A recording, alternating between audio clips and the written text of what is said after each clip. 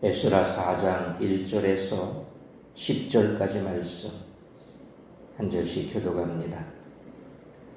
사로잡혔던 자들의 자손이 이스라엘의 하나님 여호와의 성전을 건축한다 함을 유다와 베냐민의 대적이 듣고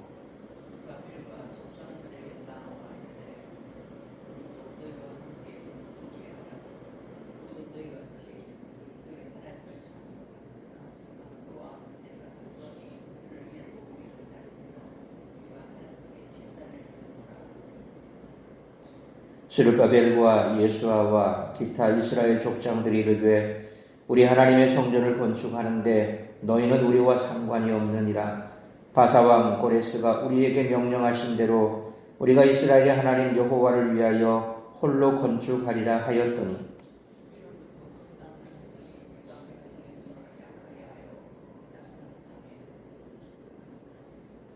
바사왕 고레스의 시대부터 바사왕 다리오가 즉위할 때까지 관리들에게 뇌물을 주어 그 계획을 막았으며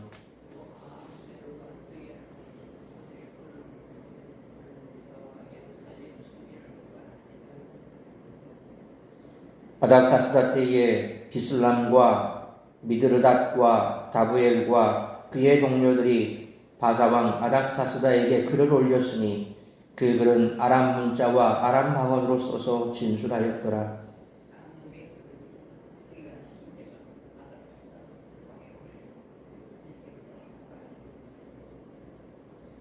방백 르흠과 서기관 심세와 그의 동료 디나 사람과 아바사 사람과 다블레 사람과 아바세 사람과 아렉 사람과 바벨론 사람과 수산 사람과 대해 사람과 엘람 사람과 그 밖의 백성 곧 존귀한 오스납발이 사마리아 성과 유브라데 강 건너편 마른 땅에 옮겨둔 자들과 함께 고발한다 하였더라.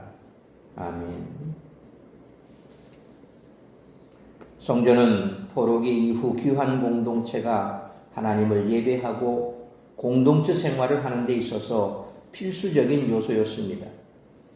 귀한민들은 성전을 구심점으로 한 신앙 공동체를 이루고자 했습니다. 이런 배경에서 귀한민들은 성전 건축에 온 힘을 기울이게 됩니다. 그러나 대적들이 대대적으로 방해하기 시작합니다. 여기서 유다와 베냐민의 대적은 당시 유다 백성과 갈등 관계에 있던 사마리아인들로 포로로 끌려가지 않고 그 땅에 남아있던 사람들을 뜻합니다. 이들을 유다와 베냐민의 대적이라고 부른 것은 후에 이들이 성전 건축을 반대하고 귀한 공동체를 핍박한 일에 앞장섰기 때문입니다. 언제나 그렇듯이 하나님의 역사에는 어려움이 있기 마련입니다. 대적들은 자신들도 성전 건축에 동참하겠다고 제안하지만 백성의 지도자들에게 거절당합니다. 왜냐하면 대적들은 자신들도 이스라엘의 하나님께 제사를 드린다고 말했지만 실제로는 여호와 하나님과 더불어 다른 신들도 섬기는 혼합주의에 젖어 있었기 때문입니다. 그래서 열왕기하 17장 33절에 이렇게 말씀합니다. 이와 같이 그들이 여호와도 경외하고 또한 어디서부터 옮겨왔든지 그 민족의 풍속대로 자기의 신들도 섬겼더라. 그러자 대적들의 태도가 돌변합니다. 때로는 협박하기도 하고 때로는 바사의 관리들에게 뇌물을 주기도 하면서 성전 건축을 제지하고자 합니다.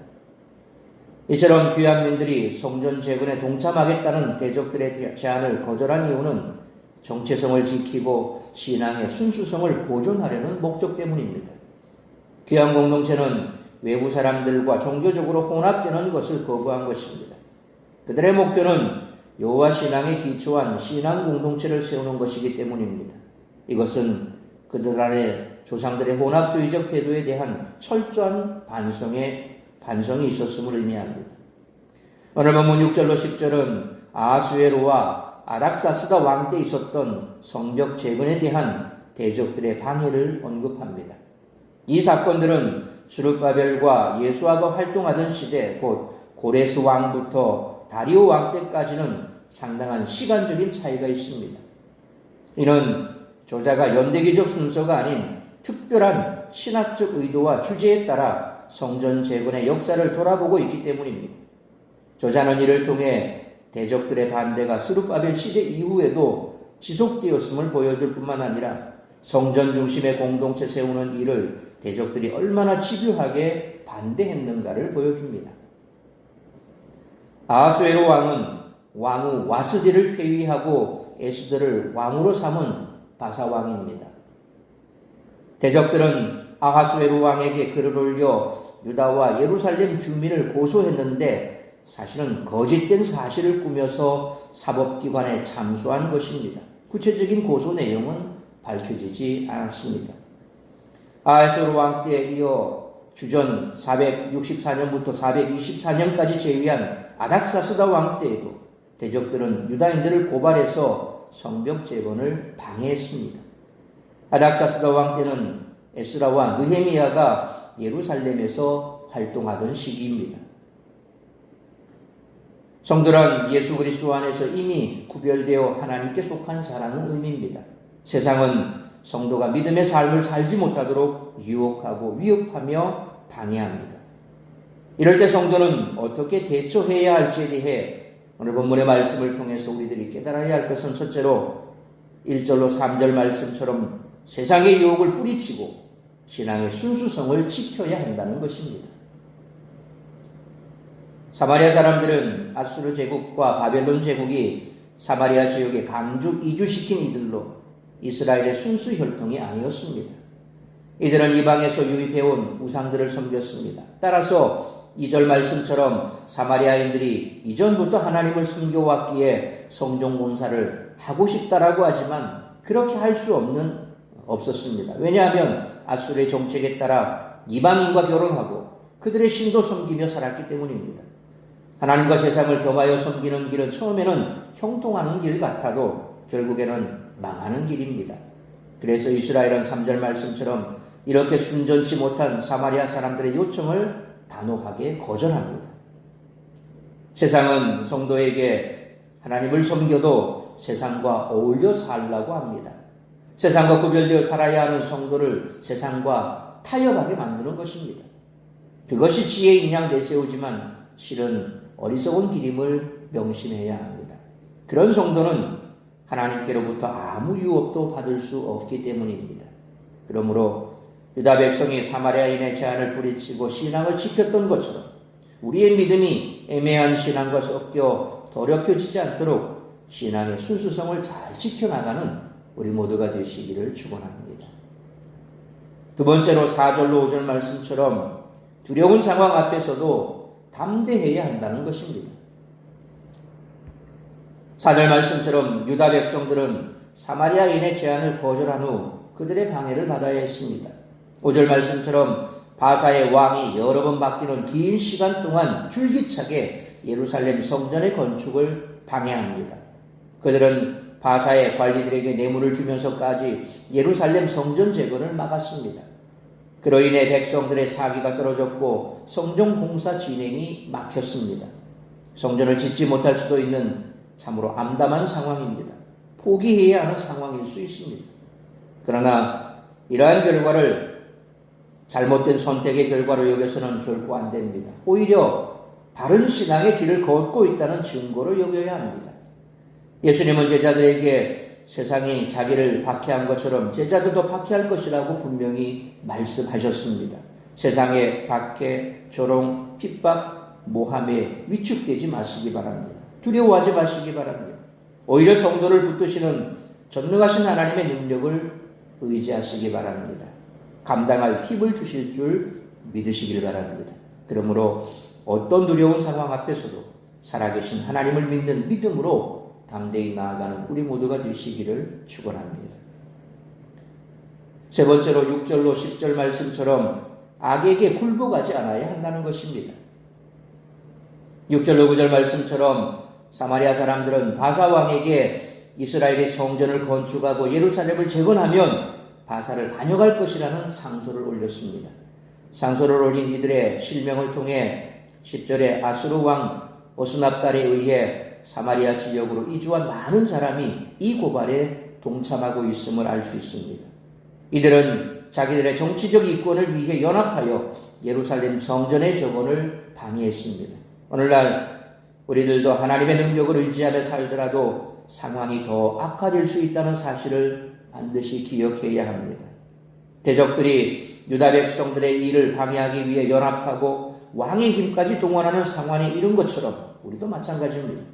주변 나라의 정세에 의해 상황은 더 심각해지고 가진 자들에 의해 없는 자들이 더 휘둘릴 수 있습니다. 세상뿐만 아니라 교회도 타락하여 성령의 역사를 기대하기가 힘들어지고 사탄의 참소로 인해 비참한 영적 상태에 빠질 수도 있습니다. 그러므로 세상의 그 어떤 거대한 세력도 하나님 앞에서는 밥이요 아무것도 아니기에 어떤 상황 세도도 소망을 잃지 말고 악에게 굴복하지 않는 우리 모두가 되시기를 축원합니다. 사랑하는 성도 여러분, 성도의 삶을 절망으로 내모는 것이 무엇일까요? 우리를 괴롭히는 대적의 공격이나 삶의 어려움일까요? 물론 그런 것들이 어느 정도 일조를 하지만 우리가 정작 절망하게 된 이유는 모든 것을 주관하고 다스리시는 하나님을 바라보지 않기 때문입니다. 하나님을 대적하는 자들은 아담이 죄를 범한 이후 더 많아졌고 노아 홍수 이후에도 사라지지 않았다는 것을 우리는 기억해야 됩니다. 우리가 처한 현실은 언제든 암담해질 수 있고 우리가 생각하는 것보다 그 강도가 더 세질 수도 있습니다.